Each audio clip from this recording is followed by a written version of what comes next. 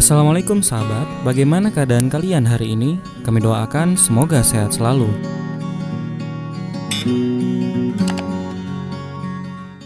Our topic is of course Russia and the Great War. From the time they intervened in Syria in order to save Syria from becoming another Libya, they knew that there was risk, there was danger, and that this could provoke the Great War, nuclear war between United States leading NATO, and in which Turkey is a member state, and Russia, and now Russia's ally China. So the Russian people are already aware about the possibility of a great war and about the consequences, possible consequences of that great war. And we want to begin by thanking the Russian government and thanking the Russian people who supported the government and did not criticize and condemn the government, supported the government in that very courageous stand that they took to save Syria, to save the Christians of Syria from being slaughtered by Dajjal's warriors. The Great War is something which will cause great suffering in Russia, because it's going to be nuclear war, and the United States and NATO are going to send all the nuclear weapons they could possibly send, because this is a war to the finish, and nuclear weapons are going to cause immense damage and devastation in Russia, and many will die. But the good news is that the Russian people have demonstrated to the world that they have faith in their hearts and they're not afraid to die. And we on this side from the world of Islam, we look at you and we admire a people who are not afraid to die. And this is as a consequence of something in your heart, something called faith. And you are therefore an Orthodox Christian people with whom we have a sense of affinity. We are brothers. You follow the Son of Mary, the true Messiah. You follow the Son of Mary, the true Messiah. We follow Muhammad, Allah's blessings be upon him. We also are conscious of the fact that the Russian people have the capacity to make sacrifice, and it's going to be nuclear war. Our Prophet, Allah's blessings be upon him, informed us of where the war would begin. Yes, we know it's going to begin in the north of Syria. That's what he said. But the beginning of the war is not as important as the consequences of the war. And the consequences of the war is, he said, 99 out of every 100 who fight in that war would be killed. And so it's a unique war that's coming. It's a war in which weapons of mass destruction will be used for the first time on such a scale. When we look at the other side, we see rent an army. We see people being brought to fight and being offered cards and being offered green cards and all these things. And they're only there in the army fighting for the monetary dividends. So that can't be an army with faith. But on your side, it's an army of faith. And that's a big difference between the two, when these two armies face each other in the Great War.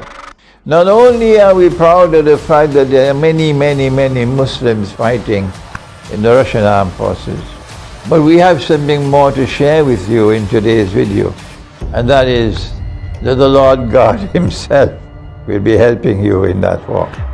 This is how we start our subject today. And we want to take you to the Quran and to explain the Quran as perhaps never explained before to you. We know the outcome of the big war that's coming, the Great War. We know that the Lord God is going to intervene in this Great War.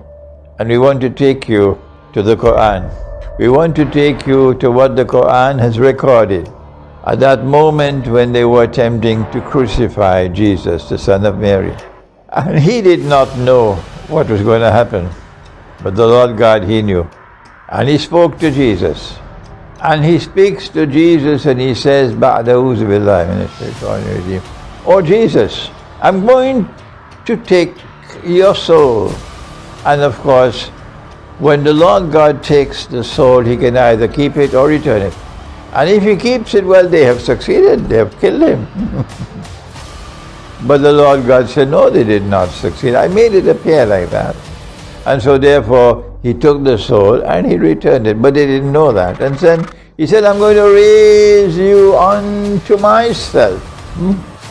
And so the Son of Mary was raised unto the Lord God himself. This is the Quran.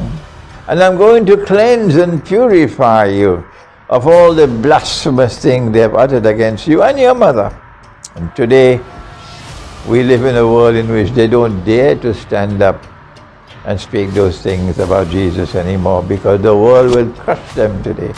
It's been purified. Now listen, and the Quran then goes on to say that I'm going to raise those who follow you, O Jesus, raise them high and dominant over the other group which rejected him and which hurled these blasphemous things against him, these disbelievers. And when I raise them, the followers of Jesus, to that position of dominance, they will remain there until the end of the world. And so now the Quran is helping you in Russia to understand what happened these last 20 years after the collapse of the Soviet Union, after the chaos which followed, this miraculous rise of Orthodox Christian Russia, with missile technology second to none in the world, to a position of military dominance today. This is what the Lord God said in the Quran 1400 years ago. And this is what has now happened. I am saying this to you so you might know what the Quran says that is applicable to you. That not only are you going to defeat NATO in this war, that even after you have defeated NATO in the war, you will still remain the dominant force in the world. The Quran speaks of you about the Orthodox Christian world, and there's a whole chapter in the Quran, and it's called Surah Rum. And Rum, of course, comes from the original term Rome. So when the pagan Roman Empire left Rome and went to Constantinople, they kept the name Rome with it. And that name Rome came in the Quran as Rum. But then came the transformation of that Roman Empire to become a Christian empire. And so Rome in the Quran is not pagan, it's Christian. And the Quran speaks positively of that Christian empire which was based in Constantinople, and which was called the Byzantine or the Holy Byzantine Empire. Some pronounce it as Byzantine. And Allah speaks in the Quran and says that you will have two victories. By His help you will be victorious twice. And the first one took place 600 years ago when the Quran was revealed at that time, when the Holy Byzantine Empire defeated Persia. And then says the Quran, there will be a second one. But in between the two there's something happening, because the first one is described as before, min qabl, and the second one is described as min ba'd, after. Two victories, one before and one after. In between there must be something. What is it? It's the Great Schism of 1054, when the West parted from you and they went their way and said, we don't care two peanuts for the law anymore. And so they violated the Sabbath. And the Lord God cursed them, the West, but not you. The Lord God is pleased to help you, to two victories, one before the schism of 1054, which took place in the lifetime of the Prophet, Allah's blessings be upon, and one to come after.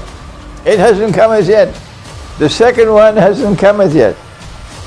And I'm sharing with you my view. I can be wrong, that the second one is coming soon, when you'll be victorious and you'll defeat that world that was cursed by the Lord God.